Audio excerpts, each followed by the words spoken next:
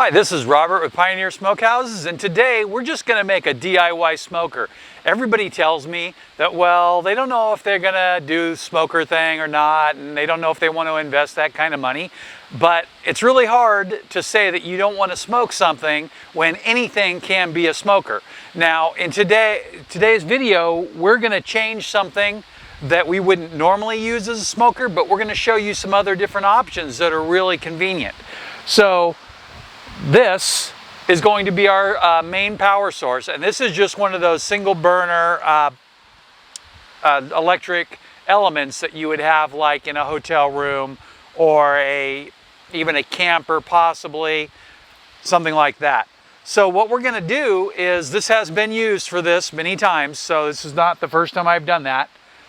We're going to use that, and for our smoke tray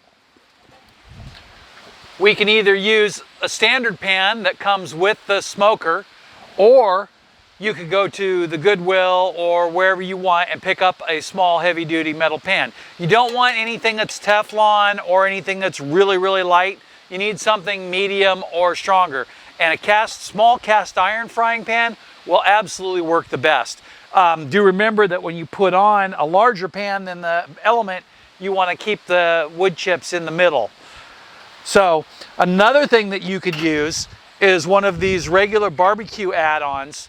And again, this is just another one of these things that I've had around for a while. So that way you know this isn't my first day. So this stuff has been here. Then another thing that you'll need is some kind of a tray for your meat or whatever you're gonna put in there, whether it be cheese or fish or anything like that. And we're not actually gonna smoke a real product in this video, but I want to tell you that for cheese and for fish, this will work great, and it'll also work well for jerky. So the next thing that you will need is some kind of way to fasten the tray across. There's a couple of different options. This box is on the larger side, but you could literally just cut slots in the side of the box and put your tray through, because we will be cutting a few holes in the box anyway. Or you could use marshmallow sticks. These are the giant oversized s'more marshmallow sticks. They come in a pack of 4 like that at your local grocery store. And if you use a small enough box, you could use extra large kebabs, and that would also work. But first thing we're gonna do is we're gonna start there. And there's only 2 tools that you really need for this job, and one is a box knife, and the other is a fire extinguisher. So here's the thing, is that this is one of those things that I have under my sink all the time. I have never used it, but it's always there. It makes me sleep better, and when you're doing this, you probably want to have a fire extinguisher just in case things get out of control. Also, I would recommend that you do the actual smoking out in your driveway or in a spot where you have a clear, like a burn-free zone, a large gravel area, a large patio with no cover or something like that. But we're shooting in our regular location, which does have a cover, so that's why this is really important. So first thing I'm going to do is I'm going to pick a spot for these for the smoker tray. I'm going to open the box, and I'm going to eliminate anything unneeded, like this extra piece of cardboard. This box is just for an office chair, but like I said, it is way too big for what we're going for. But I'd rather have something a little bit larger so you could see it more clearly. So then what I'm going to do is I'm going to cut 2 holes in the side here.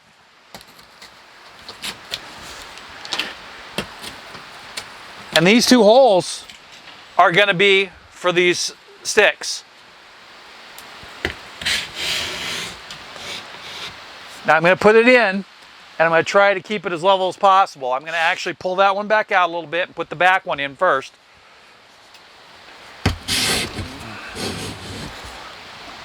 So if you really wanted to, you could use a level, but I don't see the need for it. So these are pointy. So I will just go ahead and force them through on the other side. I didn't want to force them through on the first side. And then kind of keep them as level as possible. You can put them through as far as you want, as far apart or however you want to match your tray. So what I'm using for the tray is just a old cookie rack. So it's for cooling rack for cakes or cookies or whatever. And I'm just going to set it on there like that. Now, if I were putting a bunch of stuff on there, I'd want to come farther apart. So I'm just going to go ahead and change that.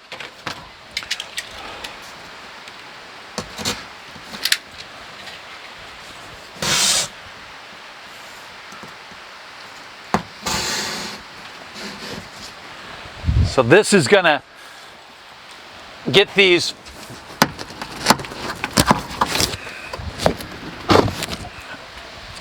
poles farther apart, which will mean that there will be no problem with center of balance for this, so we can get that out there. And one thing I did was I put the poles on each side of the feet, so that way it won't be a problem there. And I'm going to go ahead and take a close-up picture of that, just in case you can't see it. I got to say, it looks better in the picture than it does in the camera. So if you look there, you can see how the poles are on each, behind and in front of the feet. So that way, when you do put food on there, it'll be pretty balanced. And I'll just set the pan right there, and you can see it doesn't move anywhere. Okay, and so then the next thing we're going to do is we're going to put this in here. So when we put it in, we're going to either cut a hole, or we're just going to put the cord all the way off to the side like this, so that way we can open and close it as we need. Now, in a perfect world, what we would do is we would have a little door so we could load our chips. So let's go ahead and do that. And I want to be able to close this side up completely. So I'm going to put a little access door right here. We need a vent on the bottom anyway. So I'm just going to take and cut 2 little slots here.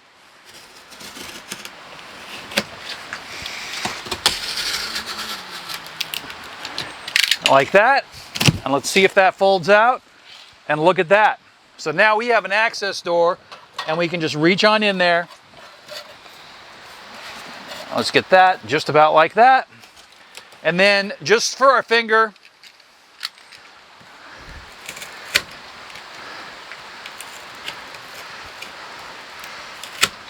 I'm going to just put a little notch in there just like that, and then we can put our finger in there, close it up as much as possible,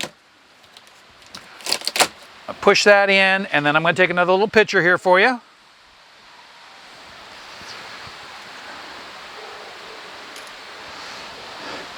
So that little door will open and close, and then we'll be able to load our chips in there. So now, if we did it with this, we could put that in there and just leave that on top of there. This also works really good to go inside your barbecue. That's what it's actually made for.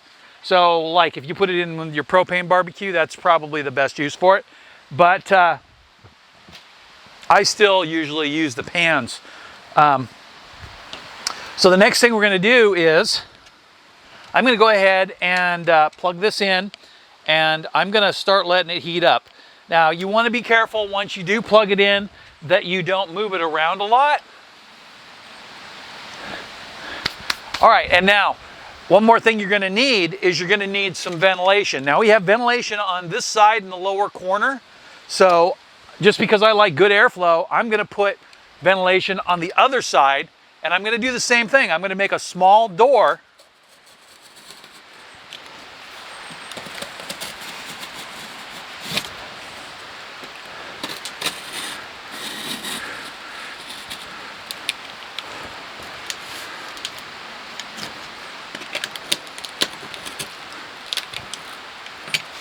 So now, got the door, and I need a little hole to get my finger in there, so I'm going to go down on this one since I pushed that in. That'll be just enough.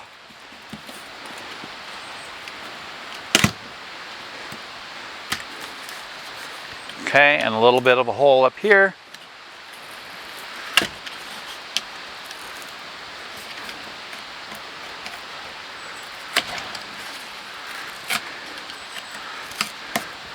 So now there's a little hole here, and the key is that if I want to close it off, I can close it off, or I can kind of move it, like if I want more open or less open. The only part that has to remain open is the part that I cut out from my finger. So I'm going to take a little picture of that so you can see. Get that stick in there so you see how small that actually is. So it's really a small one, and the only permanent part is as big as my finger, so you don't have to worry too much about that. Now let's check this. Okay, that's starting to get hot. So now, from this point, we would put our food in there, and I'm going to pretend like I've got food.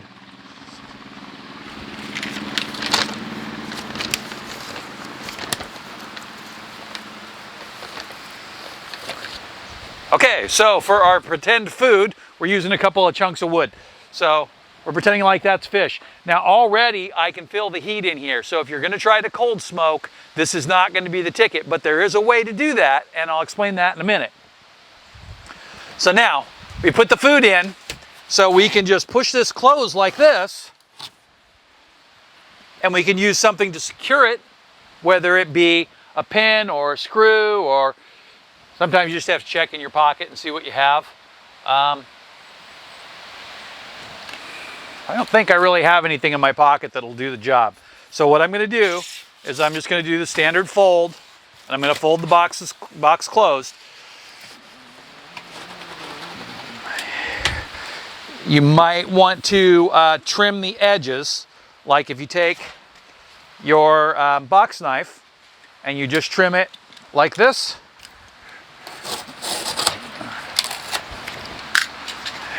It'll make it a lot easier to close the box up. So then you'll have that little tab there, and then just push that closed, and you're almost done now. So now I'm going to open up this door, and this is where the chips are going to go in. For today's example, I'm using these chunks. These don't tend to burn well at a low temperature, so I really don't use them much for anything like the Little Chief. I might throw a little bit in there, but I usually use chips. But the only bag of chips I had, I left out, and it's been raining like crazy around here.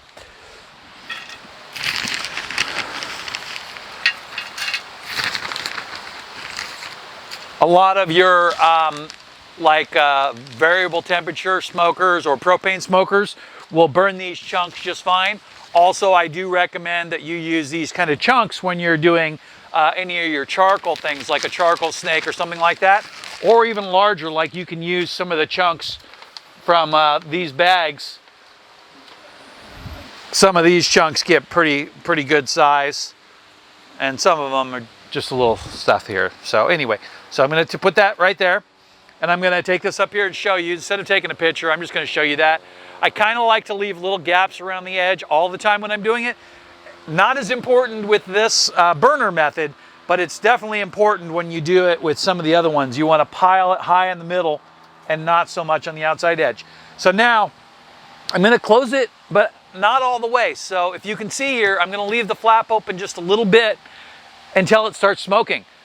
Once it starts smoking, that's when I'll actually turn the close the flaps. So this flap is open just a little bit, and I can feel the heat coming out. So you want to make sure that once you get it going, that you make sure that you get on it fast. So something else that you'll want to do is, if you have a meat thermometer or something like that, is you want to poke in a thermometer right here. And the reason I say right here is it's going to be just above your food in the plate. And the reason is so you can get an idea of what your smoking temperature is. If you're running a particular thing, like let's say you're smoking fish, well, you'll want to be smoking, for a regular smoked fish, you'll want to be running at 170 degrees. So you don't want to, like, if you're going to go 200 degrees, you want to know that, because your fish is going to overcook if you're not watching it carefully. So let's see how we're doing here. Why don't we take a quick little break, and as soon as it starts smoking, we'll come back, because it might be up to 5 minutes. Okay, so it's been 5 minutes and we've got the thing going. So it might even have been about 4 minutes actually. So here is smoke coming right out of the front here. So you could seal it a little bit better, and the main way to do that would be just to close it down and throw a piece of like duct tape across the front or packing tape, whatever you want, you could see how much smoke is coming out. I have the side one closed, but I'm gonna open that up and you're gonna see that smoke just come pouring out of there.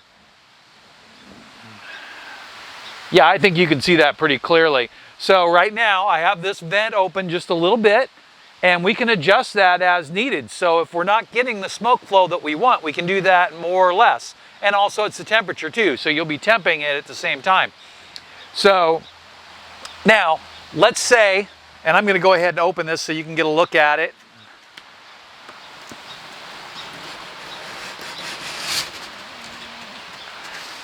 So I'm gonna tell you from experience, I'm gonna tell you that that was about 180 degrees in there. So that's not a mild temperature there. And we do have the burner set on high. One thing about these burners is that they will go on and off as they reach their temperature. So that's one thing that you can adjust down to a lower temperature, but it's been my experience that you get to a certain temperature where it burns, and that's where you need it to be as a minimum. So right now you can see it burning along pretty good. And then I'm gonna go ahead and close this without overlapping it. And then you can get a little look at how we can get it to shut down. Now, if we put some duct tape on there, it'll shut down to where it's just barely leaking, and all the smoke will be coming out the back there. And I'm gonna open up this back all the way, and you can see that it's just pouring out. And it's important that your smoke flows evenly. If it's not flowing very fast and there's a lot of smoke generated, two things will happen. First is it'll make your food bitter. And second is that without a good oxygen flow, your wood chips just won't burn right. So I'm gonna go ahead and leave this just like that for now. And I'm gonna actually adjust the temperature down.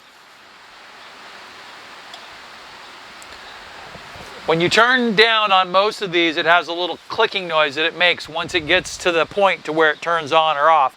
Similar to like an electric heater or anything like that. When you hear that little click, that means it's turned off. So now we're going to talk about the next way that we would do this. I would take and put a brick inside there to set this on, or maybe 2 or 3 bricks, something so the tray could be completely above it so there was no chance of ashes falling down on it. And then I would light this up. I went ahead and tested them to make sure they were dry enough to work, and they are. So the one thing about these smoke trays is you need to run them for a second or two to get them going.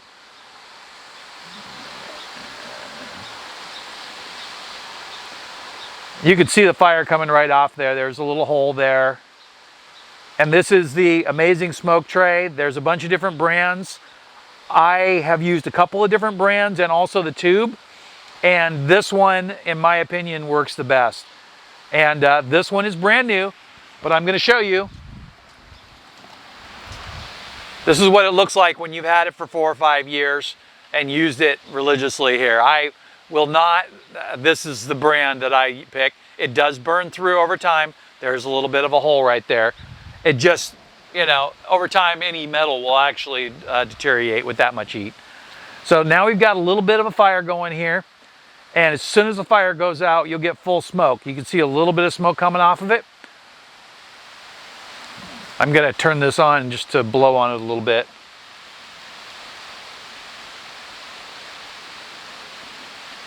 Hair dryer will work really good too, or a small fan. You put it on there and you get it going really well.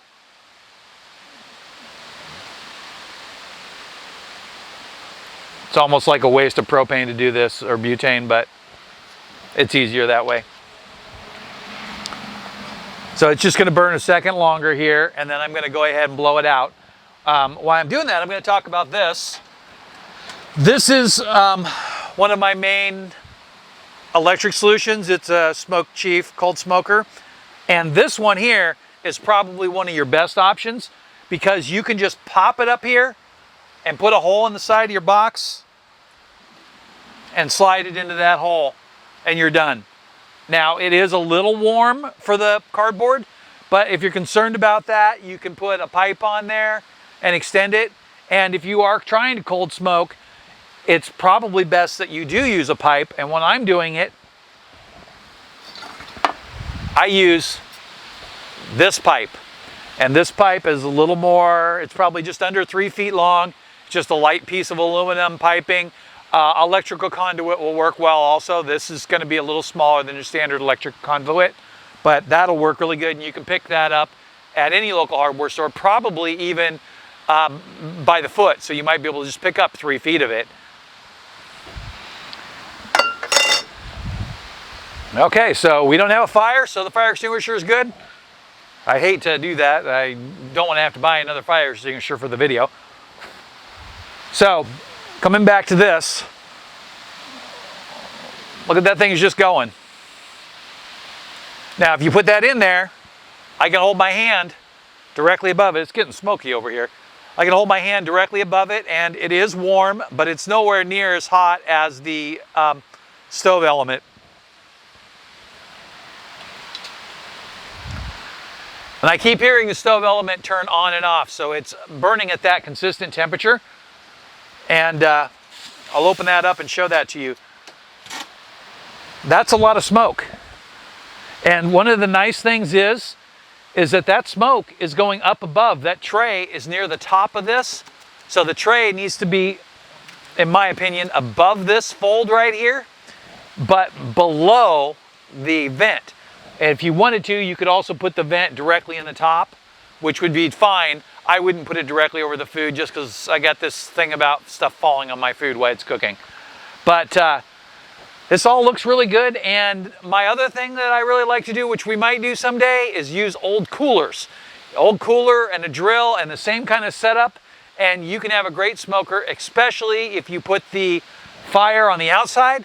One way to do that is to stack bricks up and drill a hole in the bottom of the cooler and use the drain vent on the top of the cooler as your vent cap, and then drill your holes for whatever you put in here. You can use anything. You could even use conduit like I was just talking about to go through it. So building a smoker to really just find out if you really are interested is cheap and easy, and you can do that.